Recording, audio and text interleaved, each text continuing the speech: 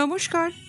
গল্পকথার ডালি বাই জুলিয়ার চ্যানেলের গল্প পাঠের আসরে আমি জুলিয়া সকল শ্রোতা বন্ধুকে জানাই স্বাগত। যে সকল শ্রোতা বন্ধুরা আমার চ্যানেলটিকে সাবস্ক্রাইব করেছেন প্রথমেই জানাই তাদের অসংখ্য ধন্যবাদ। বয়োজ্যেষ্ঠদের জানাই আমার সশ্রদ্ধ প্রণাম। বিগত কয়েকটি পর্ব ধরে আমি আপনাদের শোনাচ্ছি বাংলা সাহিত্যের কথা শিল্পী শরৎচন্দ্র চট্টোপাধ্যায়ের লেখা দত্তা উপন্যাসটি পাঠ করে। এই উপন্যাসটি শোনাবার জন্য আমার কাছে অনেক অনুরোধ এসেছিল, তাই আমি এটিকে কয়েকটি পর্বে ছোট ছোট করে ভাগ করে আপনাদের শোনাচ্ছি, যাতে সকলে এই উপন্যাসটি শুনতে পারেন। বিগত 12টি পর্ব আমি আপনাদের শুনিয়েছি এই উপন্যাসটি পাঠ করে। এই 12টি পর্ব আমি জানি হয়তো সকলে শুনতে পারেননি প্রত্যেকটি, কারণ এখন বর্তমান দিনে সময়ের অভাব প্রায় প্রত্যেকটি মানুষেরই আছে। তবু আমি সকলের কাছে অনুরোধ করব আগের পর্বগুলো শুনে নেওয়ার জন্য, না হলে পরবর্তী পর্ব হয়তো বুঝতে পারবেন না। আজকে আমি 13 পর্ব আপনাদের শোনাব। ওই যে বললাম, হয়তো অনেকেই আগের পর্বগুলো শোনেননি, তাই আমি ছোট্ট করে একটু বলে নিচ্ছি আগের পর্বগুলোতে কি ঘটেছিল। গ্রাম্য সমাজে খুব ছোটবেলায় জগদীশ, বনমালী, রাসবিহারী 3 বন্ধু একই পাঠশালায় পড়াশোনা শুরু করেছিল। তারা এতটাই বন্ধু ছিল যে ঠিক করেছিল বড় হয়ে তারা একসাথে একইভাবে থেকে যে কোনো কাজ তারা করে অর্থ উপার্জন করবে এবং এই অর্থ সমাজের ভালো কাজে ব্যয় করবে এবং তারা কেউ বিবাহ করবে না। কিন্তু কালের নিয়ম, সব কিছু মানুষের ইচ্ছামতো হয় না। তাই জগদীশ, বনমালী, রাসবিহারীও একসময় বড় হয়ে যে যার ব্যবসা, ওকালতি এবং বিভিন্ন পেশায় নিযুক্ত হলো বটে, কিন্তু বিবাহে তারা সকলেই আবদ্ধ হলো, অর্থাৎ বিবাহ বন্ধনে তারা কিন্তু প্রত্যেকেই আবদ্ধ হয়েছিল। তাদের প্রত্যেকেরই পুত্র এবং কন্যা সন্তান যথাসময়ে হয়। কিন্তু পরবর্তীকালে তারা একসাথে আর থাকতে পারে না গ্রামে। জগদীশ গ্রামে থাকলেও বনমালী, রাসবিহারী কলকাতায় চলে আসে তাদের ব্যবসায় বিভিন্ন কারণে। সেখানে এসে পরবর্তীকালে তারা ব্রাহ্ম সমাজের অন্তর্ভুক্ত হয়। জগদীশের একমাত্র ছেলে নরেন, সে ডাক্তার। বনমালীর একমাত্র কন্যা বিজয়া এবং রাসবিহারীর পুত্র ছিল বিলাসবিহারী। এই নিয়েই প্রথম সূত্রপাত হয়েছে এই উপন্যাসটির। জগদীশ গ্রামে থাকাকালীন তার বিভিন্ন কারণে ধার দেনা এতটাই হয়ে যায় যে সে বনমালীর কাছেও ধার করতে বাধ্য হয়। পরবর্তীকালে রাসবিহারী এবং বনমালী তাদের ব্যবসায় প্রভূত উন্নতি করে এবং তারা দুজনেই কলকাতায় স্থানান্তরিত হয়। একসময় জগদীশের মৃত্যুর পর বনমালীর কাছে তার অনেক দেনা হয়ে যায়। তখন রাসবিহারী একমাত্র ছেলে বিলাসবিহারী, সে বনমালী বাবুর মেয়ে বিজয়াকে বিভিন্নভাবে বোঝাতে থাকে গ্রামে জগদীশবাবুর সম্পত্তিতে যাতে হস্তগত করে নেয়, কারণ তার কাছে অনেক দেনার দায়ে জড়িয়েছিল জগদীশবাবু। বনমালী বাবুর মৃত্যুর পর তার একমাত্র মেয়ে বিজয়ার অগাধ সম্পত্তির মালিক। তাই রাসবিহারীবাবু তার পুত্র বিলাসবিহারীকে সেই সময় বিজয়ার কাছে এক প্রকার তার অভিভাবক হিসাবে পাশে পাশে সবসময় বসিয়ে রাখতে চেয়েছিলেন, যাতে সমস্ত সম্পত্তির অধিকারী বিলাসবিহারী হয়। কিন্তু যখন গ্রামে গিয়ে জানতে পারে বিজয়া যে জগদীশবাবুর পুত্র ডাক্তার এবং তার কোনো লোভই নেই অর্থ সম্পর্কে, তখন তার প্রতি তার মনোভাব অনেকটা পরিবর্তন হয়ে যায়। তারপর জগদীশবাবুর গ্রামের বাড়িটি হস্তগত করে নেয় বিলাসবিহারী বকলমে বিজয়াকে দিয়ে, এবং সেই বাড়িতে ব্রাহ্ম সমাজ প্রতিষ্ঠা করে। এবং একসময় সেই প্রতিষ্ঠার দিন দুটো চেয়ার পাশাপাশি রেখে বিজয়া এবং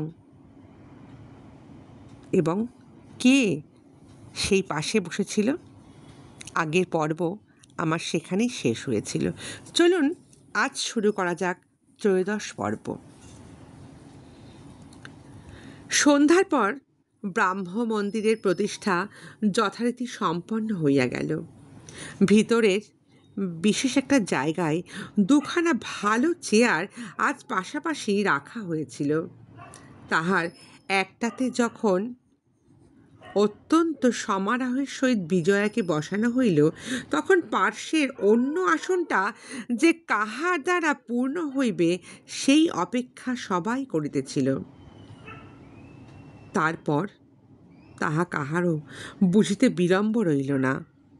পলকের জন্য বিজয়ার মনের ভিতরটা হু হু করিয়া উঠিল বটে, কিন্তু ক্ষণেক পরেই বিলাস আসিয়া যখন তাহার নির্দিষ্ট স্থান অধিকার করিয়া বসিল, তখন সে জ্বালা নিভিতেও তাহার বেশি সময় লাগিল না। পোড়া তুবড়ির খোলটার ন্যায় তুচ্ছ বস্তুর মতো এই ব্রাহ্ম মন্দির হইতেও পাছে সমারোহ শেষে লোকের দৃষ্টি অবজ্ঞায় অন্যত্র সরিয়া যায়, এই আশঙ্কায় বিলাসবিহারী উৎসবের জেরটা যেন কিছুতেই আর নিরস্ত করিতে চাইতেছিলেন না। কিন্তু যাহার নিমন্ত্রণ লইয়া তাহারা আসিয়াছিলেন, তাহাদের বাড়ি ঘর আছে, তাই কাজকর্ম আছে বলে তারা পরের খরচে তো কেবল আনন্দে মেতে থাকতেই পারে না। সুতরাং শেষ একদিন তাহাদের করিতেই হইল। সেদিন বৃদ্ধ রাসবিহারীবাবু ছোট একটা বক্তৃতা করিয়া শেষের দিকে বলিলেন, যাহার অসীম করুণায় আমার পৌত্তলিকতার ঘোর অন্ধকার হইতে আলোকে আমরা সবাই আসিতে পারিয়াছি, সেই একমেব অদ্বিতীয়ম নিরাকার পরম ব্রহ্মের পাদপদ্মে এই মন্দির যাহারা উৎসর্গ করিয়াছেন, তাদের কল্যাণ হোক। আমি সর্বাত্মকরণে প্রার্থনা করি যে অচির ভবিষ্যতে সেই দুটি নির্মল নবীন জীবন চিরদিনের জন্য সম্মিলিত হইবে। এই শুভ মুহূর্ত দেখিতে ভগবান যেন আমাদের জীবিত রাখেন। এই বলিয়া সেই দুটি নবীন জীবনের প্রতি দৃষ্টিপাত করিয়া কহিলেন, মা বিজয়া, বিলাস, তোমরা এদের প্রণাম করো। আপনারাও আমার সন্তানদের আশীর্বাদ করুন। বিজয়া ও বিলাস পাশাপাশি মাটিতে মাথা ঠেকাইয়া প্রবীণ ব্রাহ্মদিগের উদ্দেশ্যে প্রণাম করিল। তাহারাও অস্ফুট কণ্ঠে ইহাদের আশীর্বাদ করিলেন। তাহার পর সভা ভঙ্গ হইল। সন্ধ্যার পর বিজয়া যখন বাড়িতে আসিয়া পৌঁছিল, তখন তাহার মনের মধ্যে কোনো বিরোধ, কোনো চাঞ্চল্য ছিল না। ধর্মের আনন্দে আর উৎসাহে হৃদয় এমনি পরিপূর্ণ হইয়া উঠিয়াছিল যে নিজেকে নিজেই কেবলই বলিতে লাগিল, পার্থিব সুখই একমাত্র সুখ নয়, বরঞ্চ ধর্মের জন্য, পরের জন্য যে সুখ বলি দেওয়াই একমাত্র শ্রেয়। বিলাসের সহিত তাহার মতের আর কোথাও যদি মিল না হয়, ধর্ম সম্বন্ধে যে তাদের কোনো দিন অনৈক্য ঘটিবে না, এ কথা সে জোর করিয়াই নিজেকে বোঝাইল। একজন স্থির সংকল্প স্বধর্মপরায়ণ কর্তব্যনিষ্ঠ লোকের সহিত তাহার জীবন চিরদিনের জন্য মিলিত হইতে যাইতেছে। ঈশ্বর তাহার দ্বারা নিজের অনেক কার্য সম্পন্ন করিয়া লইবেন বলিয়াই এমন একটা কাজ করাইতেছেন, তাহার মনের গতি পরিবর্তিত করিয়া দিয়াছেন। পরদিন বিলাস সকলকেই করজোড়ে আবেদন করিল, তাহারা যদি অন্তত মাসে একবার করিয়া আসিতেও এবং যদি চেষ্টা করিয়াও আসে, তাহলে এই মন্দিরের মর্যাদা বৃদ্ধি হয়। তাহারা আজীবন তাহলে কৃতজ্ঞ থাকিবেন। এই অনুরোধ অনেকেই স্বীকার করিয়া যে যার বাড়ি চলিয়া গেল। রাসবিহারী আসিয়া বলিলেন, মা বিজয়া, তোমরা মন্দিরের দায়িত্ব যদি কামনা করো তো দয়ালবাবুকে এখানে রাখবার একটা ব্যবস্থা করো। বিজয়া বিস্মিত আর পুলকিত হইয়া জিজ্ঞাসা করিল, সে কি সম্ভব কাকাবাবু? রাসবিহারী হাসিয়া কহিলেন, আরে কেন না, সম্ভব না হলে আমি বলবো কেন মা তোমায়? তাকে ছেলেবেলা থেকে আমি জানি, একরকম আমারই বাল্য বন্ধু। অবস্থা ভালো না হলেও দয়াল কিন্তু খাঁটি লোক। তোমার জমিদারিতে কোনো একটা কাজ দিয়ে তাকে অনায়াসে রাখা যেতে পারে।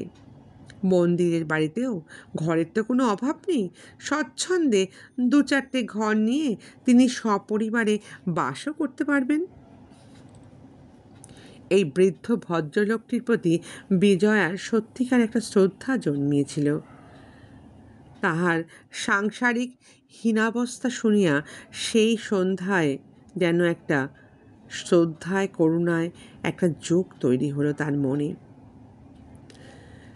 সে তৎক্ষণাৎ রাসবিহারী বাবুর প্রস্তাবটা আনন্দে অনুমোদন করিয়া বলিল, হ্যাঁ, ওকে এখানেই রাখুন। আমি সত্যি ভারী খুশি হয়েছি কাকাবাবু। তাহাই হইল। দয়াল আসিয়া সপরিবারে আশ্রয় গ্রহণ করিলেন। দিন কাটিতে লাগিল। পৌষ শেষ হইয়া মাঘের মাঝামাঝিতে আসিয়া পৌঁছিল। জমিদার বা জমিদারি এবং মন্দিরের কাজ সুশৃঙ্খলেই চলিতে লাগিল। কোথাও যে কোনো বিরোধ বা অশান্তি আছে তাহা কাহার কল্পনারও উদয় হইল না মনে। নরেন্দ্রের কোনো সংবাদ নাই, থাকিবার কথাও তো নয়।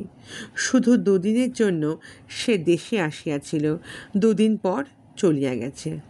তবে একটা ব্যথা বিজয়ের মনে প্রায়ই বাজিত, যখনই সেই মাইক্রোস্কোপটার প্রতি তাহার চোখ পড়িত তখনই। আর কিছু নয়, শুধু যদি তাহার সেই একান্ত দুঃসময়ের কিছু বেশি করিয়াও জিনিসটার দাম দেওয়া যেত তাহলে ভালোই হতো। আর একটা কথা স্মরণ হইলে সে কেমন যেন আশ্চর্য হইত, তেমনি কুণ্ঠিত হইয়া পড়িত। 2 দিনের পরিচয়ে কেমন করেই না জানি লোকটার প্রতি কত মমতা জন্মিয়ে গেছিল। ভাগ্যে তাহার প্রকাশ তার পায়নি, না হইলে মিথ্যা মোহ একদিন মিথ্যায় মিলাইয়া যাইত। কিন্তু সারা জীবনের লজ্জা রাখিবার জায়গা থাকত না। তাই সেই 2 দিনের স্নেহ মমতার পাত্রটিকে যখনই মনে পড়িত তখনই প্রাণপণ বলে মনে হইত যে তাহাকে যেন দূরে চেষ্টা করে ঠেলে ফেলা যায়, ঠেলে দিতে হয়। এমনি করিয়া মাঘ মাসও শেষ হইয়া গেল। ফাল্গুনের প্রারম্ভই হঠাৎ অত্যন্ত গরম পড়িয়া চারিদিকে জ্বর দেখা দিতে লাগিল। দিন দুই হইতে দয়ালবাবু জ্বরে পড়িয়াছিলেন। আজ সকালে তাহাকে দেখিতে যাইবার জন্য বিজয়া কাপড় পরিয়া একেবারে প্রস্তুত হইয়া নিচে নামিয়াছিল। বুড়ো দারোয়ান কানাই সিং লাঠি আনিতে তাহার ঘরে গিয়াছিল এবং সেই অবকাশে বাইরের ঘরে বসিয়া বিজয়া এক পেয়ালা চা খাইয়া লইয়াছিল। নমস্কার। বিজয়া চমকিয়ে মুখ তুলিয়া দেখিল নরেন্দ্র ঘরে ঢুকেছে। তাহার হাতের পেয়ালা হাতেই রইল, শুধু অভিভূতের মতো নিঃশব্দে চোখ মিলিয়া চাহিয়া রইল। না করিল প্রতি নমস্কার, না করিল বসিতে। একটা চেয়ারের পিঠে নরেন্দ্র তাহার লাঠিটা হেলান দিয়া রাখিল আর একখানা চৌকি টানিয়া লইয়া নিচেই বসিয়া পড়িল। কহিল, এই কাজটা আমারও এখনো সারা হয়নি। আর এক পেয়ালা চা আনতে যদি হুকুম দেন তো। হ্যাঁ দি বলিয়া বিজয়া হাতের বাটিটা নাবাইয়া রাখিয়া বাহির হইয়া গেল। কিন্তু কালীপদকে বলিয়া দিয়াই তৎক্ষণাৎ ফিরিয়া আসিতে পারিল না। উপরে যাইবার সিঁড়িতে রেলিং ধরিয়া চুপ করিয়া দাঁড়াইয়া রহিল। তাহার বুকের ভেতরটা ভীষণ যেন ঝড় একটা তুলকালাম করে দিচ্ছে। কোনো কারণেই হৃদয় যে মানুষের এমন করে উথাল পাথাল করে উঠতে পারে ইহা সে আগে জানিত না। তথাপি এ কথা স্পষ্ট বুঝিতেছিল, এই আন্দোলনের শান্ত যতক্ষণ না হবে ততক্ষণ কাহারও সহিত সহজভাবে সে কথা বলতে পারবে না। মিনিট ৫-৬ সেইখানে চুপ করিয়া দাঁড়াইয়া যখন দেখিল কালীপদ চা লইয়া যাইতেছে, তখন সেও তাহার পিছন পিছন ঘরে আসিয়া প্রবেশ করিল। কালীপদ চলিয়া গেলে নরেন্দ্র বিজয়ার মুখের প্রতি চাহিয়া বলিল,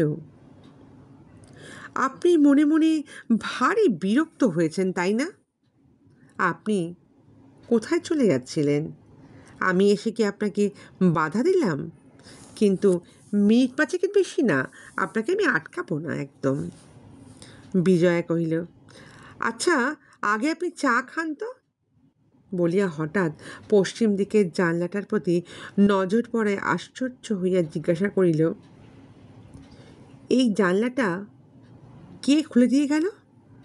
নরেন্দ্র বলল, কেউ না, আমি খুলেছি। কি করে খুললেন? যেমন করে সবাই খোলে, টেনে। কেন, কোনো দোষ করেছি? বিজয়া মাথা নাড়িয়া কহিল, না। এবং কয়েক মুহূর্ত তাহার লম্বা সরু সরু আঙুলের দিকে চাহিয়া থাকিয়া বলিল, আপনার আঙুলগুলো কি লোহার নাকি বলুন তো? এই জানলাটা বন্ধ থাকলে পিছন দিক থেকে সজোরে ধাক্কা না দিলে এটা টেনে খোলা যায় না। আর আপনি যা খুললেন আমি এমন লোক দেখিনি। কথা শুনিয়া নরেন হো হো করিয়া উচ্চ কণ্ঠে হাসিয়া এমন চিৎকার করিল যেন ঘর ভরিয়া গেল। সেই হাসি মনে পড়িয়া বিজয়ার সর্বাঙ্গ কাঁটা দিয়া উঠিল। হাসি থামিলে নরেন সহজভাবে কহিল, সত্যি জানেন তো, আমার আঙুলগুলো না ভারী শক্ত। জোরে টিপে ধরলে যে কোনো লোকের বোধহয় হাতটা ভেঙে যাবে।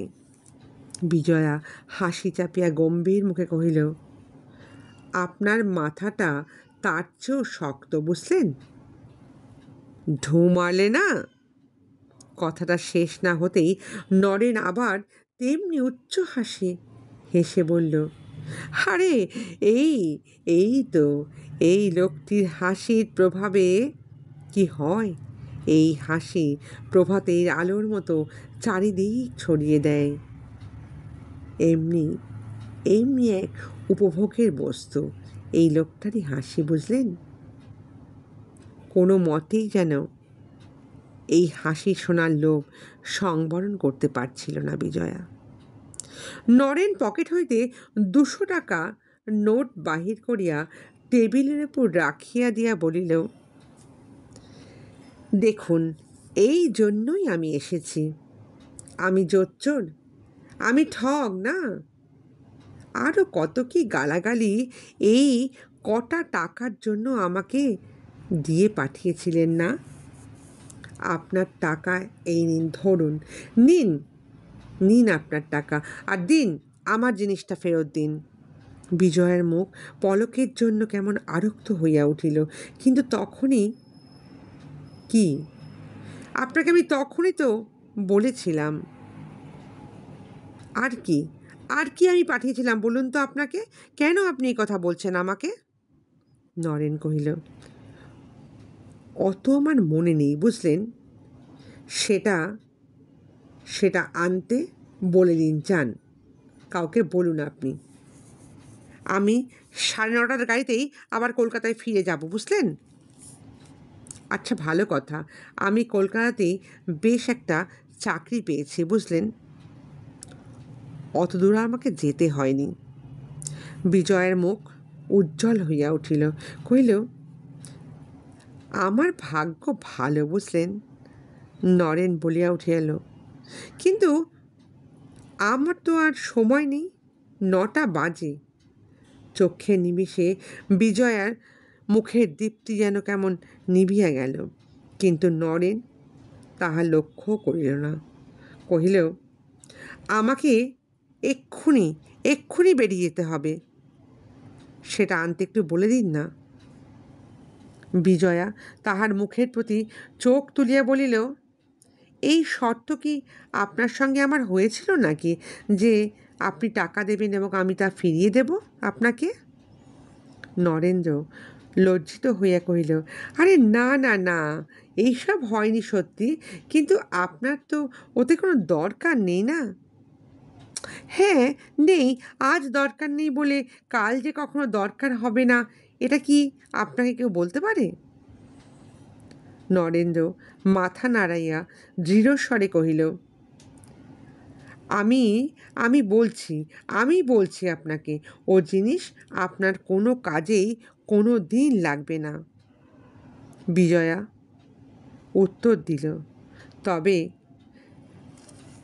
তবে যে বিক্রি করে বাবার সময় সে বলেছিল ওটা আমার অনেক উপকারে লাগবে। অর্থাৎ বাবার সময় কিন্তু এইটা কিনেছিল নরেন, তাই জন্য বিক্রি করে দিয়ে যখন যাচ্ছিল তখনও সে বলেছিল একদিন উপকারে আসবেই এটা। আমাকে ঠকিয়ে গেছেন বলে আমি বলেছিলাম, বুঝেছেন, আমাকে ঠকিয়েছেন বলেও আমি বলেছিলাম। তবে আপনি আমার ওপর রাগ করেছেন এই কথা শুনে, তখন এরকম কথা, আর এখন এখন কি না আপনি এরকম কথা বলছেন? নরেন লজ্জায় একেবারে মলিন হইয়া গেল। একটুখানি চুপ করিয়া থাকিয়া কহিল, দেখুন, তখন ভেবেছিলাম অমন জিনিসটা আপনি ব্যবহার করবেন কি করে, বা লাগবে কি কাজে, এরকম ফেলে রেখে দেবেন না, বুঝলেন। আচ্ছা, আপনি তো জিনিস বাঁধা রেখেও টাকা ধার দেন, তাই না? এও কেন তাই মনে করলেন না বলুন তো? আমি তো আমি তো এই টাকার সুদ দিচ্ছি। বিজয়া কহিল, কত সুদ দেবেন? নরেন্দ্র বলিল, যা ন্যায্য সুদ, আমি তাইতে রাজি আছি। বিজয়া ঘাড় নাড়িয়া কহিল, আমি রাজি নই। কলকাতায় যাচাই করে দেখিয়েছি, ওটা অনায়াসে 400 টাকার বেশি দামে বিক্রি করতে পারি। নরেন্দ্র সোজা হইয়া দাঁড়াইয়া কহিল, বেশ তো, তাহলে করুন না, আমার দরকার নেই।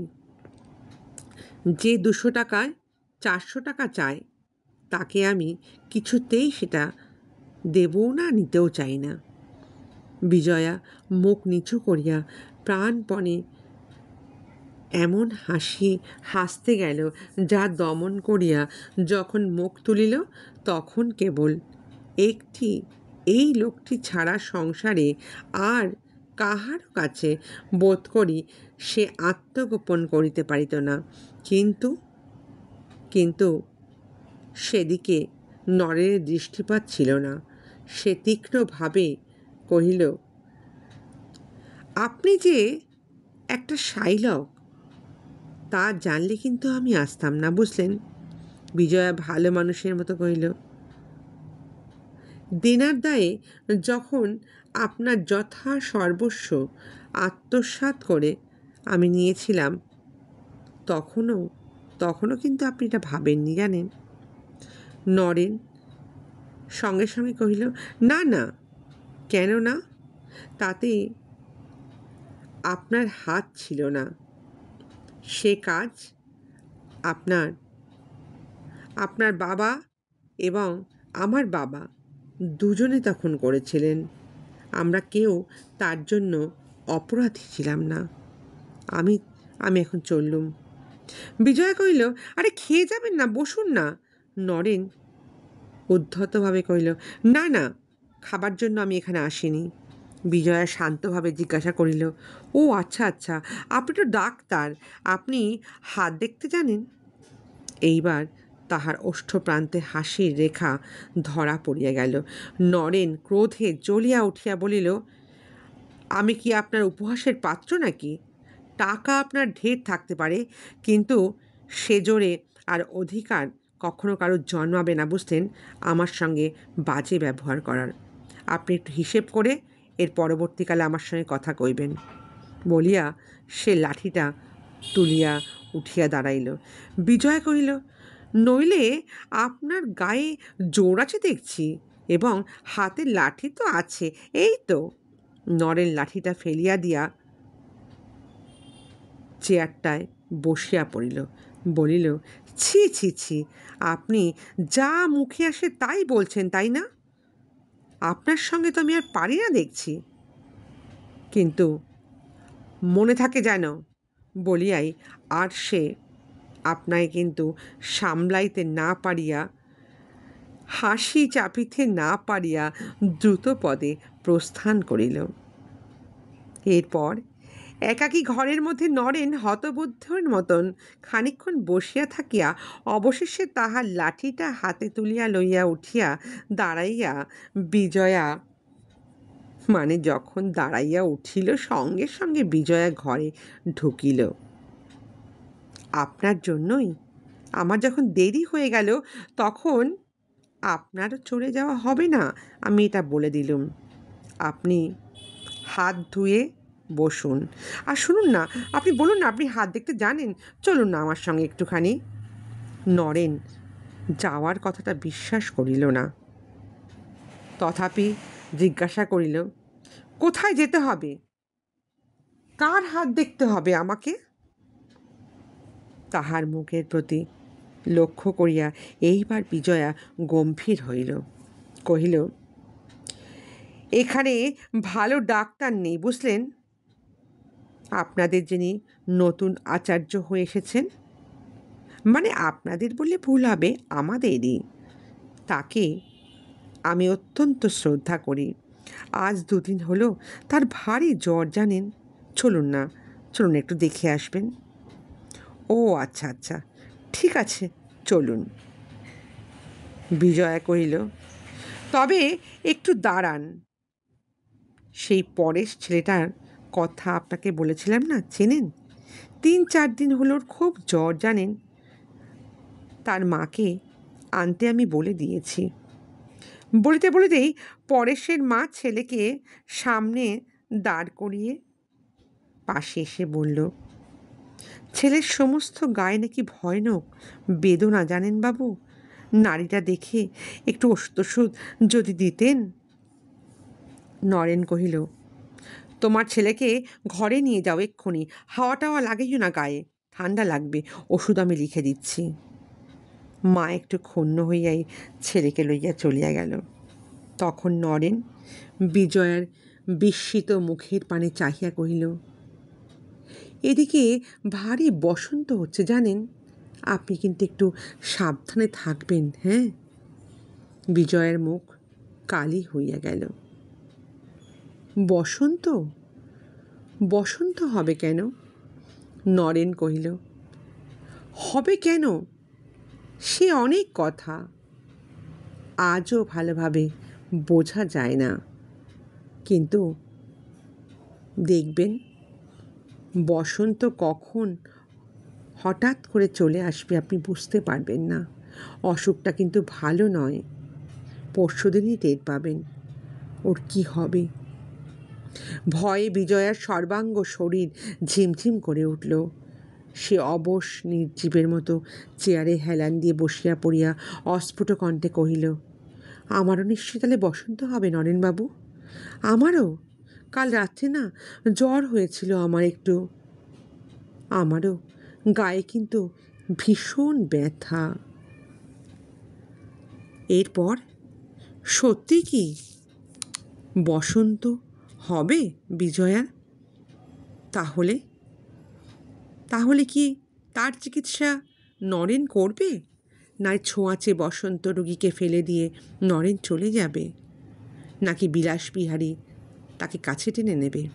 জানতে গেলে অবশ্যই শুনতে হবে আগামী পর্ব। আজ তাহলে এইটুকুই।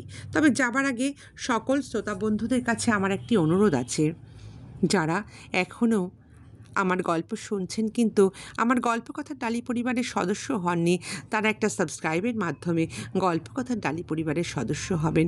আর যদি ভালো লাগে তাহলে একটা লাইক করবেন। আজ তাহলে এইটুকুই। খুব তাড়াতাড়ি নিয়ে আসবো আগামী পর্ব। ততদিন সকলে ভালো থাকবেন, সুস্থ থাকবেন।